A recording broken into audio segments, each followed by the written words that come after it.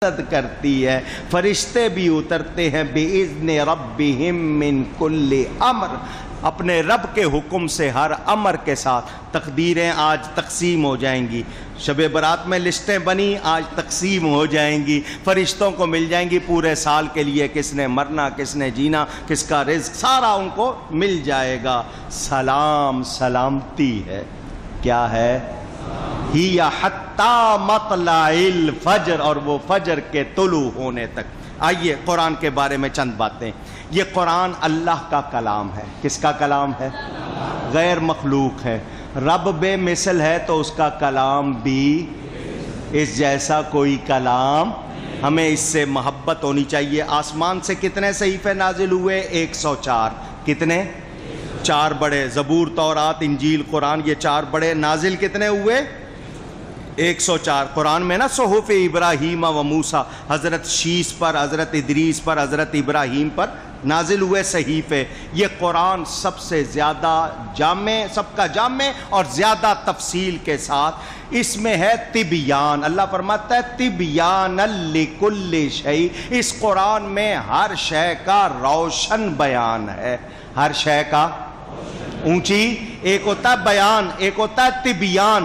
قرآن میں صرف بیان نہیں، تبیان، ہر شے کا، ہر شے کا روشن بیان۔ تو سن لو، قرآن اللہ نے پڑھایا نبی کو، الرحمن علم القرآن، اور قرآن میں ہے ہر شے کا روشن بیان۔ تو میرا نبی سب کا عالم ہوا یا نہیں ہوا؟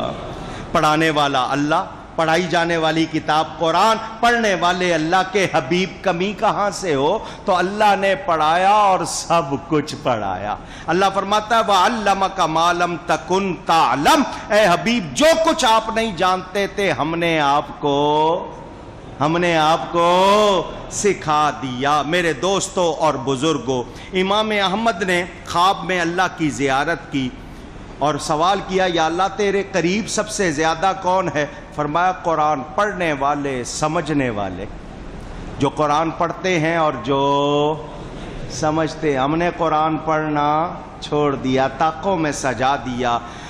میرے دوستوں اور بزرگوں، حضرت ام المومنین سیدہ عائشہ صدیقہ رضی اللہ تعالی عنہا فرماتی ہیں، ہر چیز کے لیے کوئی شرافت، بزرگی ہوتی ہے۔ حضور نے فرمایا میری امت کی رونق، میری امت کا افتخار قرآن ہے۔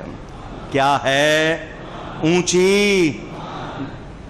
یہ جمع الفوائد میں روایت موجود، حضرت انس کی روایت، کہ جو دیکھ کر پڑھتے ہیں، ناظرہ پڑھانے والے والدین کے اگلے پچھلے گناہ معاف، اور قرآن یاد کرانے والے 14ویں کے چاند کی طرح چمکتے قیامت میں اٹھائے جائیں گے۔